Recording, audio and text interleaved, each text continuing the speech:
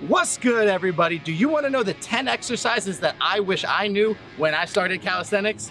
Let's dive in.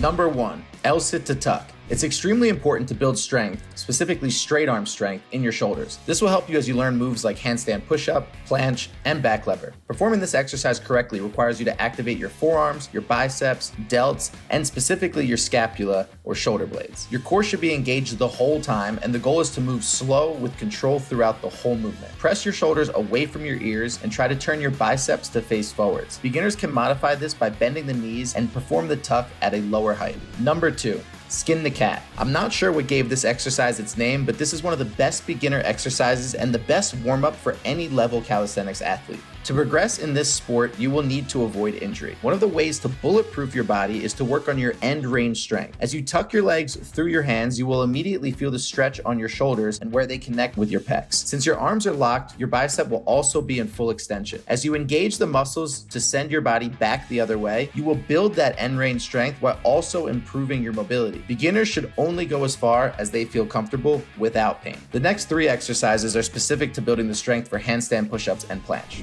Number 3, handstand push-ups against the wall. The first thing to note is that your chest should be facing the wall. This allows you to be in proper handstand alignment as you perform the push-up. Your back doesn't arch and you can bring your head in front of your hands. Believe it or not, this is correct form. If your back is on the wall, you are fully arched with elbows wide during an overhead press that does not properly reflect the strength needed for a freestanding handstand push-up. When your chest is on the wall, your goal is to keep your spine from drooping. Press your feet into the wall and lift your hips off. As you lower down, you can keep your elbows tighter, your face in front of your hands, and your body at an angle as is proper form. Number 4, the elevated pike push-up. This is one of the best exercises for building strength for the handstand push-up because it's not as difficult as the full movement, and therefore you can perform enough reps to get the volume and time under tension necessary to build strength. As explained in the handstand wall push-ups, your head should come in front of your hands with your eyes gazing upwards, not through your hands. Keep your elbows in tight and breathe out on the way up. You can regress this exercise by reducing the range of motion and doing 3/4 reps. Beginners should start without elevation, performing just standard pike push-ups. Number 5, the banded 90-degree handstand push-up. This exercise requires a bit of a setup as well as a resistance band fitted for your level. If you have 2 frames next to the bar, this is ideal but not necessary. The goal of this exercise is to help you build strength for the 90-degree push-up and the planche push-up, although this strength will also directly apply to the handstand push-up. Side note, it will also get your shoulders looking super jacked. Start the movement with your hands behind the bar, not directly under the bar and not in front, just a hand's distance behind. This will ensure you have proper balance when you kick the handstand. First, find your balance. If you have a cage or some frames, you can straddle and let your legs touch. Now slowly lower down. Bring your face forward and your body to 90 degrees. Most people can stop right there, having performed just the negative or eccentric part of the movement. As you get stronger, or with a tighter band, you can try to push back up all the way to handstand. Number 6, front lever with a band. For those wanting to master the front lever, this will be your go-to exercise. Step inside a resistance band and hold it tight under your butt so the slack is in the front. Now loop this slack over a bar that's about waist height. Now step 1 foot into the band and then the other. This may take some finessing, but you'll find the sweet spot. With this exercise, you're building a ton of scapula strength, core strength, you're squeezing your glutes, your lats, etc. You can perform static holds, and when you get strong enough, try to do front lever pulls. Make sure to find a band that will allow you to hold this position for about 10 seconds. Anything less is too short to gain strength. Number 7, front lever single leg extension. Continuing with front lever strength, this move is the first progression without a band. You will engage all of the same muscles, the lats, the scapula, your core, triceps, etc. The goal should be to hold this static pose for as long as possible. As you build strength, you'll be able to open up more and more. Your other leg will not need to be tucked so tightly, so you can increase the difficulty by starting to extend that as well. This becomes the beginning stages of the front lever.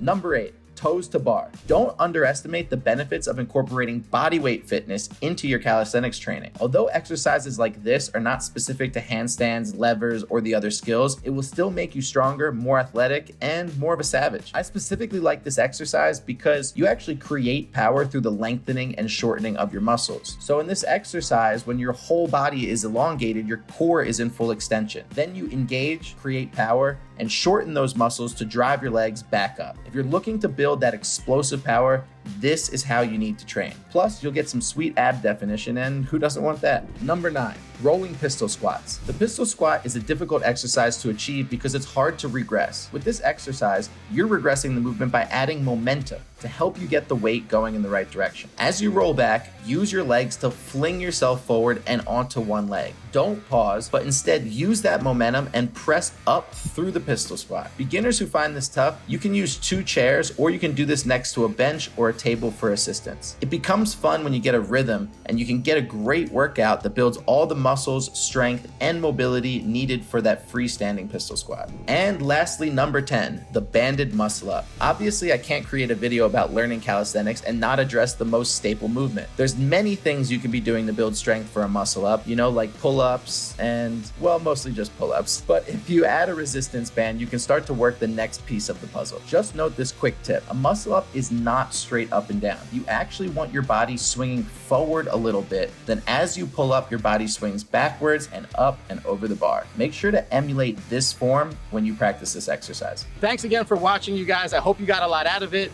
If you feel like helping a brother out, go ahead and subscribe. Like this video, only if you liked it. I'll see you guys on the next one. Peace.